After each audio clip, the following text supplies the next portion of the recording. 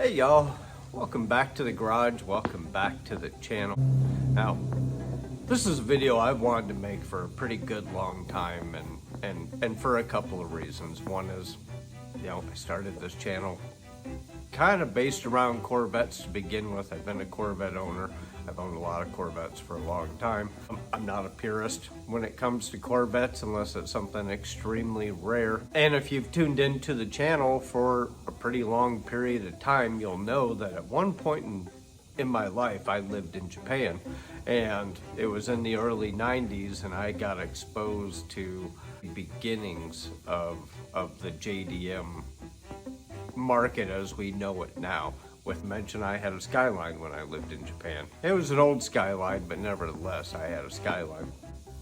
Not only have I grown up loving American cars because most of my family built these cars.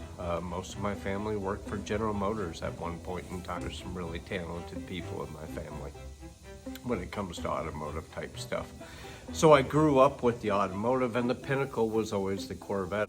After my exposure to the JDM scene and falling in love with the JDM cars, that I always wanted to do was to bring the two of them together tastefully. When it comes to fender flares, I contribute the JDM scene solely to bringing fender flares to the US market. And then over the course of the fender flares, which was the first thing that we wanted to base the car around, and the customer had some things in mind that he had picked out for the car that he wanted to incorporate into it.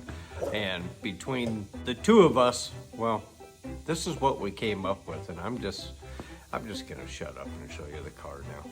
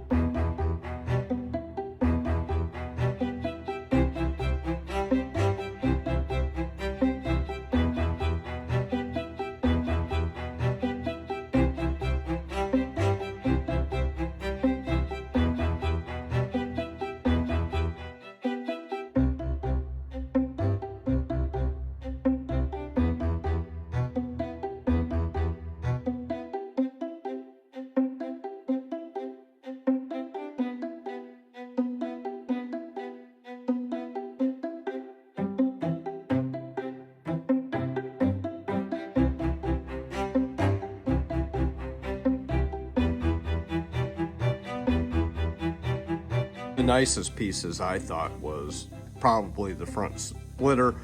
It is real carbon fiber, fits like a glove. That was a really nice piece. We ended up going with the C7 all black badges. It just kind of fit to the car a whole lot better than what that oval did. We're gonna cut this out, and I have a screened bezel to put in here to get painted. Over on the corners, we have vet lights, so that's the LEDs you see up in the corner. And then underneath the headlight doors, you have your night drive TV, triple LEDs, and we have the square. The fender flares themselves, these came from Fiberglass Mafia. You can look those guys up on Instagram. And the wheels are Forged Star, even though the center caps have been changed to Corvette logos. They are Forged Star wheels. That's an 18-inch wheel, obviously, but boy, look at that aggressive tread pattern on there. The hood to extract air from the engine compartment, we put in the track spec Motorsports. Now, the customer had originally bought an aftermarket bumper, and one is it didn't fit worth a damn. Cheaply made, it was gonna break, and I just made the executive decision and told them, hey, we're putting the OE bumper on here. Then when it came to the back of the car, actually, hold on, let me go back here. So you'll notice for the fender flares, These are all trimmed in Sikaflex 221. I'll put links to all this stuff down below. And then I got the hex head fasteners, and those fasteners actually are working. They are tapped right into the panel itself and threaded right into it. These are also VHB taped to the side, and then on the inside, if you go back to the video library and watch the build on this car, you'll get to see that those are all lined on the inside with all-weather sound deadener. Worked out pretty good. We got to the same thing in the back. So the back bumper on this car had been painted, I don't know, a ton of times, and it was just at that point of going, you know what, it's not worth painting anymore. There was just too much to strip off of it, and it was not going well. Well, he had picked up a polyurethane duckbill spoiler, and at first it looked like it was gonna fit pretty decently, enough to where I could, you know, cheat it. But when it was all said and done and I tried mounting it to the car, it just did not look good at all. And I made the, again, executive decision that we were going back with the OEM rear bumper cover, and that worked out really well. Deck lid, we chose just not to put any logos on it at all. Over on the antenna, we went with a Stubbies. I think that's pretty smart looking on there.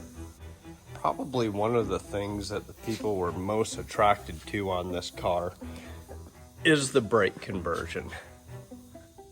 And let's talk about the brake conversion just a little bit.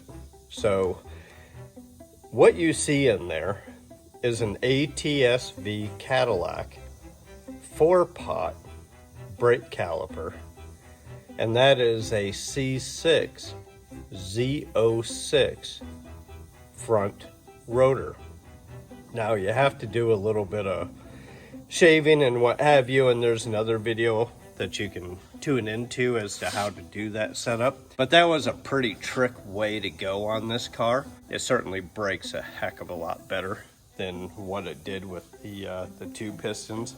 Not the guy that came up with that. Frankly, the customer had some information on it, and certainly it seemed like it would work. So here's the plus side to that.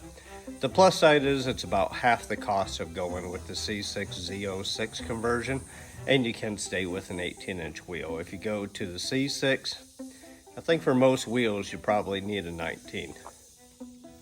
Yo, I appreciate you tuning in to take a look at the wide body, and I'd certainly appreciate the Roadrunner is done. There is one last piece that we're waiting on, and I'm kind of waiting on those guys to shoot the final video. So right now they're getting a bit of a break and taking care of some things they need to do, and I'm continuing on with these projects. So we'll see you back soon. Thanks for tuning in, and we'll catch you next time.